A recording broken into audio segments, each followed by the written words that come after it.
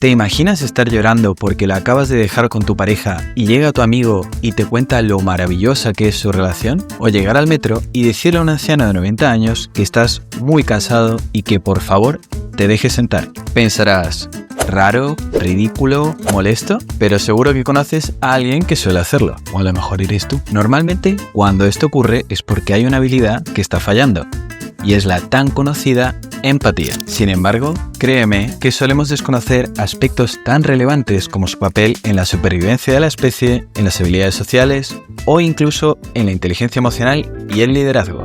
En el vídeo de hoy hablaremos de lo que la psicología y la neurociencia entienden por empatía. Abordaremos la importancia que ha tenido en el desarrollo de una especie con una realidad social tan compleja como la nuestra, explorando su papel en la conducta social, así como los procesos psicológicos que la hacen posible. Además, ahondaremos en las tan conocidas neuronas espejo, esas de las que mucho se habla y no tanto se explica. Seguro que si te pregunto qué es la empatía, me digas algo así como qué es la capacidad de ponerse en el lugar de los demás, aunque esto tiene un matiz muy relevante. Usemos el caso de una persona que acaba de recibir la noticia de que ha sido ascendida y que debe mudarse a una gran ciudad. A priori, si nos imaginamos en su lugar, podríamos llegar a sentirnos eufóricos y percibirlo como una gran oportunidad. No obstante, si intentamos comprender la situación desde su perspectiva, quizá sintamos y pensemos algo diferente. Por ejemplo, si este sujeto es tremendamente feliz en su ciudad y además está cada vez más cansado de asumir responsabilidades, es muy probable que se sienta más bien angustiado, estresado ante la presión, indeciso. Por ello, para poder empatizar hay que hacerlo desde el cómo es esa persona, qué contexto tiene y cómo piensa, entendiendo las posibles diferencias con uno mismo, es decir, no desde el si yo fuera tú. En psicología se le han dado muchas definiciones diferentes, pues como ya veremos más adelante, esta habilidad se relaciona con muchos procesos psicológicos, permitiendo conceptualizarla de diferentes maneras. A pesar de los diferentes matices, tendemos a definirla como la capacidad de percibir y comprender los pensamientos, los sentimientos y las experiencias emocionales de otra persona. Por ende, involucra la capacidad de tomar la perspectiva del otro, así como entender y experimentar emociones en sintonía con él, aunque no necesariamente tienen por qué ser exactamente las mismas. Puedes ver la tristeza de Pedro y entenderlo perfectamente, y a la vez sentir rabia y frustración por su situación. No por ello no estás siendo empático. Antes de pasar a hablar de la relevancia evolutiva que ha tenido esta capacidad en nuestra especie, así como hablar de los procesos y variables psicosociales con los que se relaciona, debemos entender la complejidad que encierra la empatía. ¿Pensabas que esto iba a ser tan sencillo? Si nos fijamos bien en la explicación que hemos dado antes, hay algo que resulta curioso, y es que no hemos mencionado un único proceso en su definición. Es algo que llama bastante la atención, ¿no crees? Esto ha llevado a largos debates sobre qué es la empatía. Por un lado, tenemos esa capacidad más consciente de entender lo que le pasa al otro. Ese momento en que decimos,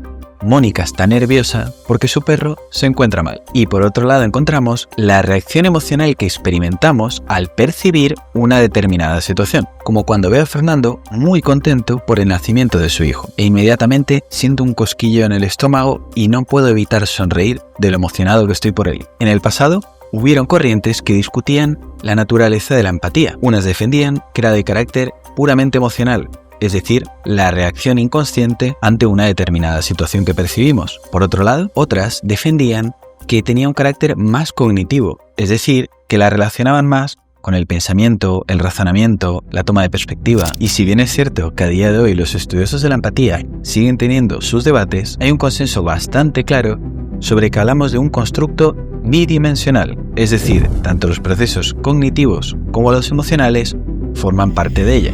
Aquí viene algo muy interesante, y es que la empatía no es únicamente humana. No obstante, la empatía humana sí que apunta a serlo. Ahora explicaremos el porqué, y para ello profundizaremos en cada dimensión. Esta primera empatía, de la que hablábamos antes, la relacionada con la respuesta emocional, está presente en otras especies del mundo animal. Este fenómeno, de carácter automático e inconsciente, se produce al percibir una serie de señales en el otro. Estas señales nos inducen a experimentar la misma emoción. Digamos que el estado de la otra persona resuena emocionalmente en nosotros. Podría verse entonces como una especie de contagio. ¿Pero cómo es esto posible? Bueno, como toda en psicología, no hay un único factor que explique un fenómeno tan complejo. Sin embargo, en este caso, hay unos protagonistas que parecen tener una influencia muy clara en el proceso empático y son las tan conocidas neuronas espejo. Seguro que te suenan poco más y a algunos les han dado cualidades divinas, pero dejando de lado el mito, expliquemos su función y la relación que guardan con la empatía. Estas neuronas se activan tanto al nosotros realizar una acción o experimentar una determinada emoción como cuando vemos a otra persona realizando la misma acción o experimentando la misma emoción. Para que se entienda mejor, cuando nosotros observamos las expresiones faciales de una persona, estas se activan de la misma forma que si nosotros realizáramos dichos gestos. Acto seguido, estas neuronas envían señales a las áreas cerebrales relacionadas con el proceso emocional y estas emiten una respuesta que nos permite experimentar la emoción asociada al gesto observado. Por ejemplo, experimentamos la felicidad vinculada a la sonrisa de otra persona o la tristeza asociada al llanto. Pero estas se relacionan con la empatía no solo a través de las expresiones faciales, sino también de las acciones en general. Por ejemplo, al ver a un padre corriendo rápidamente hacia su hijo para evitar que se lleve algo a la boca, podemos llegar a experimentar ese sentimiento de preocupación. No obstante, resonar en la misma sintonía emocional que otro individuo no es sinónimo de una auténtica implicación empática con él. ¿Y por qué digo esto? Dicho de forma simple, las neuronas espejo constituyen uno de los primeros pasos en la empatía. Este sistema de neuronas está preparado para rastrear los cambios emocionales en los demás, pero no comprende por sí solo las actitudes, los puntos de vista, las circunstancias de las personas o incluso las creencias de las mismas. Con esto, lo que quiero decir básicamente es que experimentar la misma emoción que la persona que tengo enfrente no significa que la esté comprendiendo. Pongamos el ejemplo de observar a una persona en la calle. Esta persona está llorando y nosotros nos empezamos a sentir tristes, pero no podemos decir que realmente estemos empatizando con ella, porque no entendemos la situación que le rodea. Entonces, ¿realmente nos estamos poniendo esos zapatos? Esto último que hemos nombrado es muy relevante y nos da pie a introducir la dimensión cognitiva de la empatía. Recordemos que antes decíamos que la empatía humana era diferente a la del resto de especies. Si bien es cierto que algunos animales sociales son capaces de reconocer emocionalmente en sus interacciones algunas señales, como por ejemplo percibir miedo o peligro en otros miembros del grupo, el alcance y la naturaleza de esta capacidad dista mucho de la complejidad de la empatía cognitiva humana. Para comprender esto mejor, hagamos uso de un ejemplo que ya veis que a mí me encanta. Digamos que Carlos ha recibido la noticia de que ha ganado un viaje con todo pagado a Suiza. De repente lo observamos y le vemos una cara extraña, la cual llegamos a asociar con miedo o con dudas. En este caso, podría generarse en uno mismo ese contagio emocional y llegar a sentir algo parecido. Sin embargo, sería bastante raro, porque nosotros no comprendemos la situación de Carlos. Te diría que es más probable que experimentáramos asombro o sorpresa, y aunque llegáramos a experimentar de forma automática ese miedo, ¿estaríamos realmente comprendiendo la situación de Carlos? Y es aquí donde entran los componentes cognitivos de la empatía en acción. Por ejemplo, si le conocemos, podemos saber que nuestro conocido tiene pánico a los aviones. O por otro lado, si su pareja es muy celosa, podemos llegar a la conclusión, tras analizarlo, que cuando Carlos se lo cuente, ésta se enfadará y le dirá que no puede viajar solo. Este proceso de tomar la perspectiva del otro nos permite no solo comprender los pensamientos y las emociones, sino también el poder experimentar la misma emoción que la otra persona, aunque esto último no tiene por qué darse en caso de que se produzca una empatía puramente cognitiva. Pero, no corramos tanto, que en tu ejemplo antes has nombrado cosas que no has explicado. Vale, tranquilo. Para entender bien la empatía cognitiva hay que conocer los procesos psicológicos bajo los que se cimienta. En la mayoría de investigaciones sobre esta dimensión hay varios constructos que se suelen mencionar, como la teoría de la mente y la toma de perspectiva. Y tú dirás, ¿teoría de la mente? Suena un poco raro, pero créeme que tiene su lógica. Cuando decimos que un individuo tiene teoría de la mente, nos referimos a que tiene la capacidad de atribuir estados mentales propios a otras personas. Es decir, es capaz de distinguir y separar su mente de la de los demás. Suena como algo obvio, ¿verdad? Pero esta habilidad es prácticamente exclusiva de los seres humanos. Aunque algunas investigaciones más recientes han encontrado indicios de comportamientos similares en algunos primates e incluso en delfines, la verdadera magnitud de esta capacidad parece destacarse en nuestra especie. Llegados a este punto, podrías preguntarte ¿cómo puedo saber si alguien tiene bien desarrollada esta capacidad? Pues bien, puedes hacerlo mediante la famosa prueba de la creencia falsa. Imagina que observas a dos personas en un salón, Juan y Sara. Juan posee 2 cajas y una manzana. Mientras Sara le mira, este mete la manzana en una de las cajas. Acto seguido, esta se distrae y Juan aprovecha para cambiar la manzana de caja. Ahora viene la prueba de la creencia falsa. ¿Dónde crees que Sara buscará la manzana cuando vuelva a mirar? Si todo está bien, reconocerás que Sara no sabe lo del cambio de caja y buscará en el sitio inicial. Sin embargo, si la teoría de la mente no está suficientemente desarrollada, pensarás que Sara sabe lo mismo que tú, sin tener en cuenta que, a diferencia de ti, no presenció el cambio. La teoría de la mente se desarrolla entre los 4 y los 5 años de edad. Sin embargo, hay algunas personas que tienen dificultades en esta capacidad. Es el caso de las personas con autismo,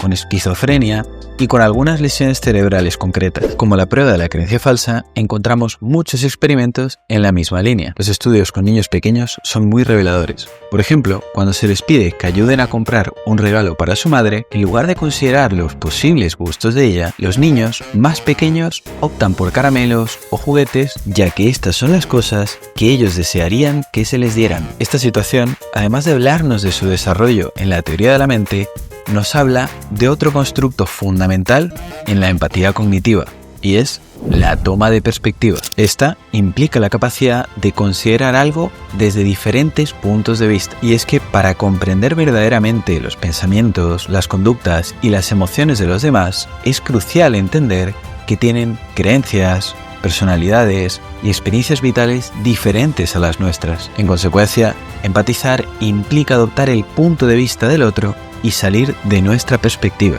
¿Recuerdas algún momento en el que tomar la perspectiva del otro te haya ayudado a empatizar mejor? En resumen, es difícil, si no imposible, entender la empatía humana sin atribuir una mente propia a los demás y adoptar su punto de vista. Vale, Tomás, ya sabemos lo de la empatía, lo de que tiene 2 dimensiones, qué procesos están detrás de ella. ¿Les estás preparando un examen o qué?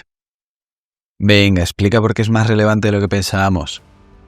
A pesar de que todos reconocemos la importancia que tiene la empatía en nuestras interacciones diarias, rara vez nos explican el valor y el alcance que ésta tiene realmente. A continuación, veremos varias de sus funciones y los procesos con los que se relaciona. Tengamos en cuenta que es clave para nuestra supervivencia. Desde una perspectiva evolutiva, la empatía humana comparte similitudes con la de otros animales, siendo crucial para la vida en entornos sociales. Esta conexión emocional innata con otros confiere ventajas adaptativas al fortalecer la cohesión y optimizar la seguridad del grupo, ya que permite, por ejemplo, alertar a otros miembros sobre posibles peligros. En los animales se ve muy claro. Si una cebra observa a un león y se despierta en esta una respuesta de huida o una conducta nerviosa, el resto, al percibirlo, se pondrá alerta y se darán cuenta de la presencia del depredador. En nuestra especie, la empatía se manifiesta en áreas tan fundamentales como la protección de los bebés. A través de señales como el llanto, no se consigue solo ayuda en la familia, sino que se despierta la empatía en los extraños, motivándolos a darles ayuda. Estos mecanismos que tenemos desde que nacemos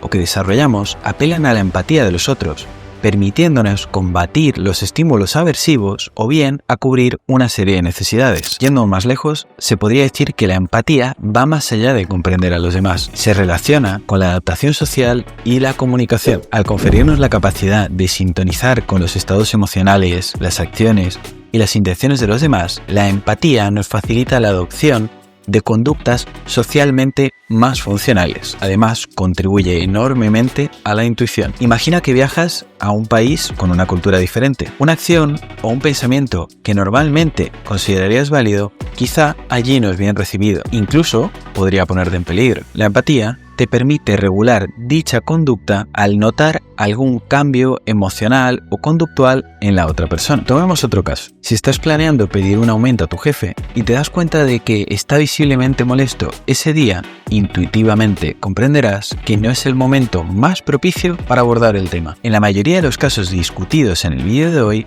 la empatía se entrelaza estrechamente con la inteligencia emocional y las habilidades sociales. En el contexto de la inteligencia emocional, la empatía es una de las bases. No solo nos facilita la comprensión profunda de los demás, sino que también desempeña un papel fundamental al influenciar y resolver conflictos mediante la apertura a diferentes perspectivas. En cuanto a las habilidades sociales, esto se traduce en una mayor destreza para el trabajo en equipo. Su impacto se refleja en variables esenciales como la cohesión grupal, la cooperación y la tolerancia. Por último, esta guarda una estrecha relación con la conducta prosocial, estimulando comportamientos de ayuda y cuidado. Es relevante destacar que niveles bajos de empatía se asocian con conductas disruptivas o antisociales, así como con el descuido de las normas y una limitada comprensión de otros puntos de vista. Pero no confundamos algo. Que la empatía se relacione con las conductas prosociales no significa que siempre se emplee en esta dirección. Pensemos en un vendedor que hace un uso estratégico de la empatía.